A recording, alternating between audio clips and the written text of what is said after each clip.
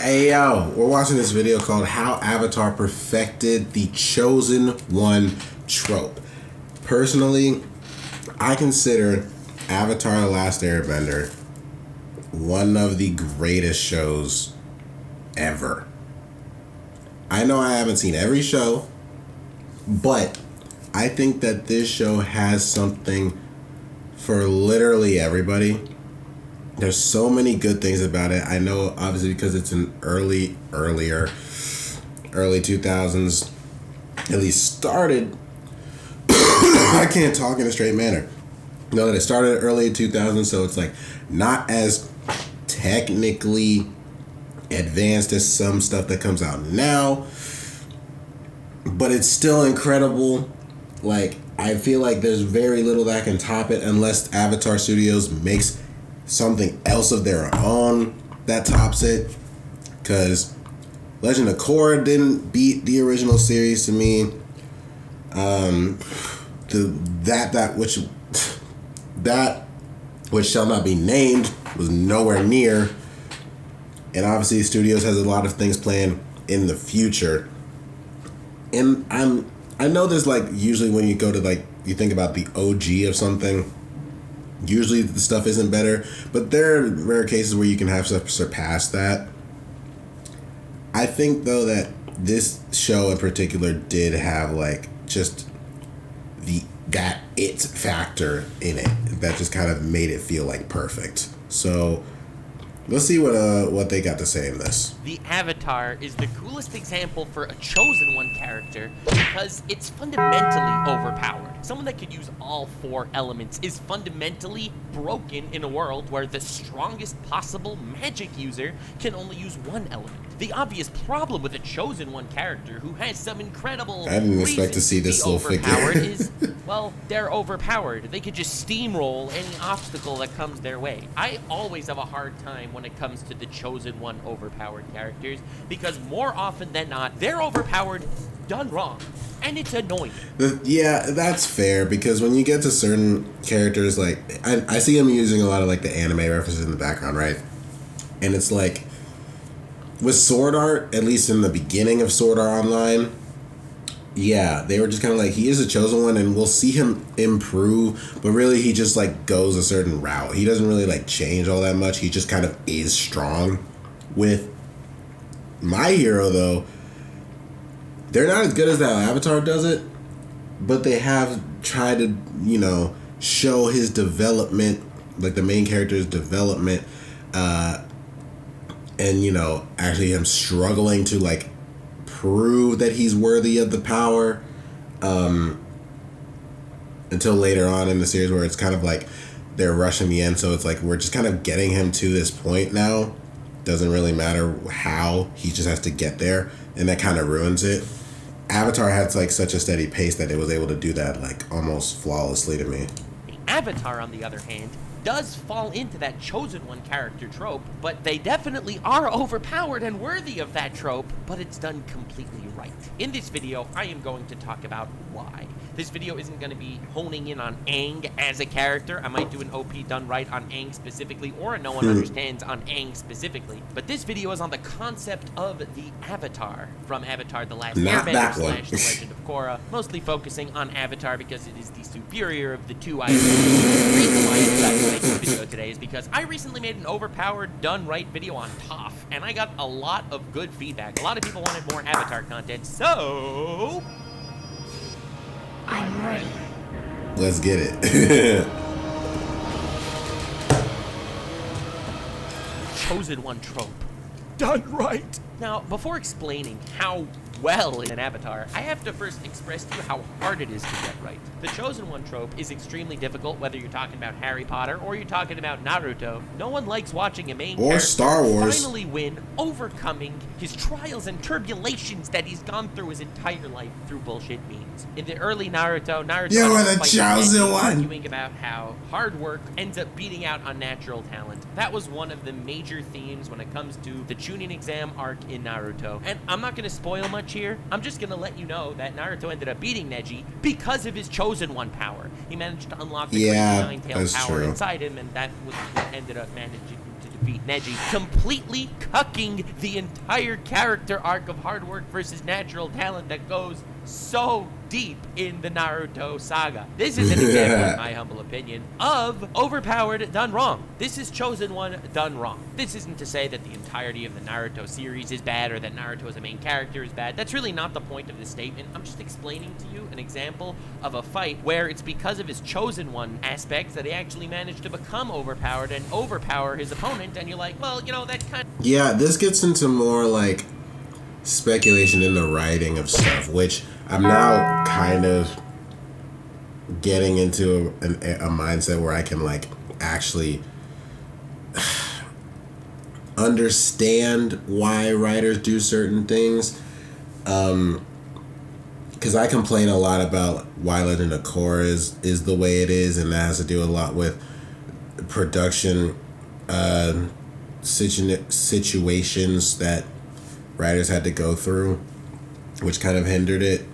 But now I've never really thought about, like, you know, how a lot of times in anime they really just kind of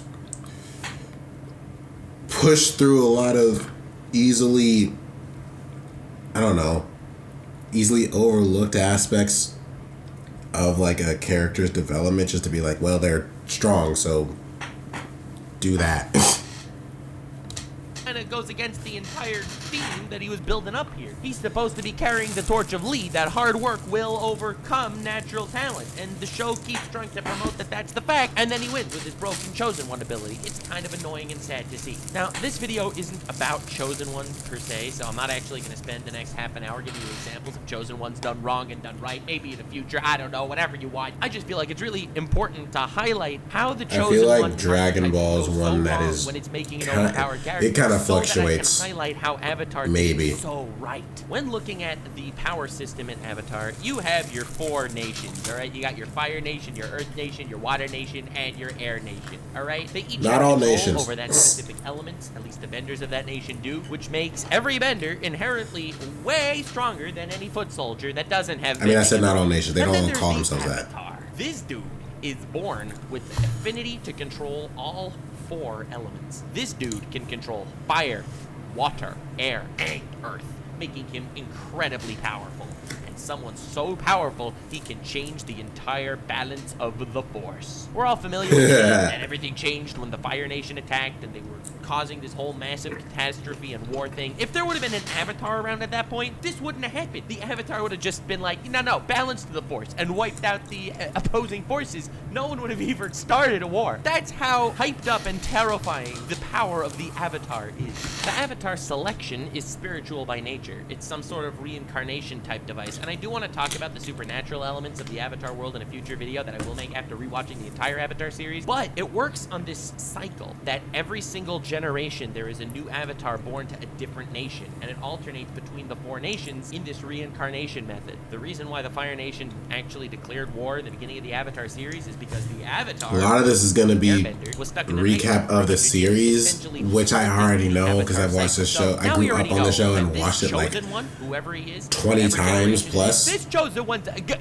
gonna be a badass. His existence alone is terrifying enough that it'll stop wars and start diarrhea. And they do a really good job highlighting this in like the 2nd episode of Avatar when Aang is fighting Zuko. You know, you got some airbending. Oh, when he goes water tornado or something. And Aang actually gets knocked off the boat into the water. This would be a KO when it comes to an airbender, but since Aang can also control the water with water bending, he manages to come out of the water with a tidal wave and wipe out the Fire Nation guys that were attacking him.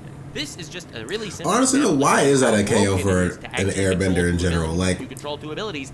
He just fell into the water. I know he fell kind of high, so but... I really like the idea that they established that the ability to control multiple elements is really broken really early on. They established that this is a Chosen One character, he's going to be overpowered, and his existence alone is strong enough to stop the war. But that doesn't answer the question. How does this make an overpowered character actually not just steamroll everyone? I mean, he just beat this prince dude, like, easy peasy, lemon squeezy, no problemo. And yes, he does run into his struggles in the different episodes of the series as it goes on, but it doesn't actually explain how this dude could ever lose. His arch enemy is this guy, Fire Lord Ozai, the head of the Fire Nation and a really strong firebender. But by the time Aang eventually fights him, A lot of times the only reason that they lose is because of there's some no way personal this guy gripes or was a something. ghost of a chance. This was a fear I had going through the Avatar story, and I knew it would be some sort of crazy Aang needing to psych himself up for it, but I'm just a kid, and I'm scared, and I don't want to kill somebody. I'm not going to actually kill anybody, and I was worried it would be Aang versus himself versus Ozai, instead of Aang versus Ozai, this oppressive tyrant. The good news is, all my fears were assuaged, and more, because the Avatar power system is freakingly well balanced. They made it really clear to establish as the series keeps going and as the top echelon of benders from the different nations are introduced, that it's true that Aang can master the bending powers of all 4 elements. That doesn't mean Aang will become an S-tier bender in every single style. This was established really early on, and I really appreciate it. As we keep going, we start to learn that there is so much nuance that a true master of a specific art can have. And even the Avatar, someone who is A-tier in every style and every bending ability, there will always be that outlier. S in his actual specialty. We see Toph, a very powerful earthbender. Yeah. She develops metal bending, and that's something we've never seen an Avatar actually do. This is an echelon of earthbending that is out the reach of the Avatar, and that makes Toph, in some ways, stronger than the Avatar himself. I would say, argue at least, that not out of reach necessarily. I say this because in Legend of Korra, they have her learn metal bending in like season 3, I think. And it's like, to say it like that makes it seem like, okay, not everybody can, how do I phrase it? To say it like it's out of reach for the Avatar is kind of a reach to me, because it's just because like she figures it out before anybody else does. She could have taught him. We probably, maybe at some point in their adult time, he might have learned it. I don't know. I kind of doubt it though, because they claim in Korra that she's the first metal bending Avatar, and it's like a big deal apparently.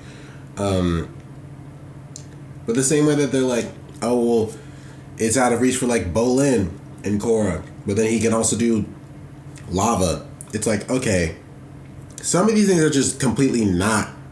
Some people are just completely not capable. So maybe that's the thing with Aang, that he turns out to just not be able to do metal bending, but he could have maybe done lava or something. But because we kind of don't know that for 100% sure, I think it's kind of a stretch to be like it's out of Aang's wheelhouse or something.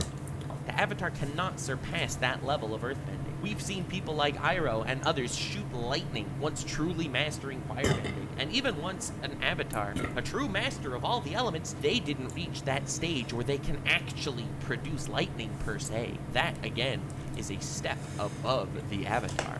And as we see water bending all over, well, did you know that 70% of humans' body is water? And some crazy strong waterbenders can actually learn blood bending and control people's motions and motor faculties. And that, again, is something so horrifying and so terrifying in the possession of waterbenders that Aang, again, did never master. We even see in Korra that a bloodbender could take down Aang in, like... This is the other thing, too.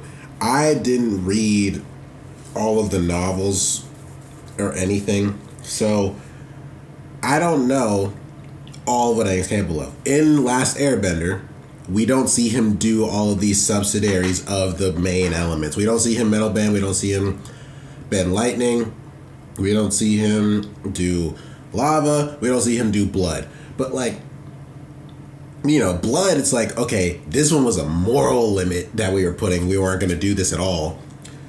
Lightning, even Zuko couldn't do, because I guess they just really couldn't figure out the whole separating light and dark in your own body thing. I don't know. And metal, I guess, like, not a lot of time for Toph to even try to teach that, because they were literally on the run the entire third book. So, I mean, they were always on the run, but like even more pressed for time because of all the fighting that was happening, like the climactic fights. Trying to think. I don't really know. I don't know. And maybe it was just like, for how Aang preferred to fight, he didn't really want to do the other ones or didn't feel like he needed to do the other ones. Basically single combat, and that's after Aang mastered all the freaking elements. I'm not saying that Aang is weaker. I'm not saying that the Avatar is weaker than these people that have these distinct abilities, but it's not like all bases are covered with just Aang. I'm gonna give you really basic Pokemon stats as an analogy kind of what I'm talking about. You got Mew, the ancestor of Pokemon with base stats of 600, 100 in every single stat. Mew is a well-rounded gamer. Then you got Charizard, whose total stats are only 534. Charizard is not as strong as Mew. He has less stats by a large margin. However, Charizard is 109 special attack. When it comes to being a special attacker, Charizard outclasses Mew. I think I even put that picture in there. Basketball is back. Watch the action live with YouTube TV. Try it free. Showing up on the first page of Google might not be the best for everyone. But for business owners, it is. Like Adrian from whatsugar.com, whose site impressively ranks for thousands of keywords like organic sugar and dozens of really done well. Because despite being the chosen one, it's not like he'll be better in every area than everyone else. It's someone that even at full power has the ability to be overpowered and has the necessity to ally up with people that can help him on his journey. Avatar is the chosen one. Chosen by fate, chosen in whatever way you want, incredible affinity to become the top 1% of fighters in the realm. The Avatar alone can change the balance of the Force, but that's only if that balance is an equal scale. The Avatar can't. Why does he say the Force, though? Why does he say the balance of the world? The Avatar is just one man that needs to make his bonds, needs to forge his friendships, and needs to overcome his hurdles just like everyone else. Again, this is not an overpowered analysis on Aang. Aang himself had his own journey and traumatic backstory and needing to adventure from one place to the other place to master all the elements and stuff. He has a different story. He's a character. I'm not discussing a character. I'm discussing a concept. And the Avatar concept is not only a chosen one trait done right, but it is an overpowered trait. Okay, so yeah, my whole rant about Aang not being able to do it, it kind of doesn't make sense against his argument. Yeah, in general terms, what he says is still like more true than what I was trying to say. Done really well too. Overpowered enough to be feared and make a huge difference, but not too overpowered that it makes every other power and fighter futile in its presence. It hurts me that when we get to the end of so many Chosen One story finales, every other character aside from the Chosen One is essentially completely useless. I used Naruto as my example before, so I'll use Naruto again. Once we get to the end of Naruto, there's only like 3 other characters that are even remotely useful. Naruto farts and blows up a mountain. You're not going to see Tenten running around throwing kunai anymore. But has Airbender. I could name you so many. That was a Boruto scene too. I mean, you're not wrong. And that are in the same league as our boy Aang, Katara, Toph, Boomy, Azula, Zuko, Ozai, my man Iroh, who I will simp for eternity. The show didn't need to artificially inflate their power levels to kind of remain in the same territory as everyone else. Like they do with so many stories. I think older Zuko would probably be cool, but like Zuko is a lot all the side characters weaker than the rest of his family. See, Realm is him? Like, no, Krillin is nowhere near as strong as Goku is right now. Just cut him out. Let's not artificially inflate him to make believe he's useful all of a sudden. Avatar didn't have to do that. Avatar had a very, very well-established power system in place that kept throughout with the Avatar himself in its center as a chosen one trait done right and an overpowered archetype done tremendously well. Ladies and gentlemen, thank you so much for watching. I hope you enjoyed future overpowered analyses on other things coming soon. Let me know other stuff you want me to cover in the Avatar series or other overpowered characters you want me to cover in general. I'm going to try to do like 3 of these analysis type videos a week. Nux is back, baby. Hey, I mean, he had some pretty good points. Because, let's be honest, with a lot of shonens and a lot of this trope, the writers want to keep it going as long as possible, and they want to keep the focus on whatever is going to bring in the most attention. So they're going to probably going to cut some corners here and there and be like, well, it's going to be like this just because it's going to be like this. And it's like, why? But they know that they can get away with it anyway. So kind of doesn't matter. But hey, Nuxanor, Nux is back. Apparently, I didn't know he was before, but I liked the video. That was pretty good. I like the analysis. Like, comment, subscribe, click the bell. Boom.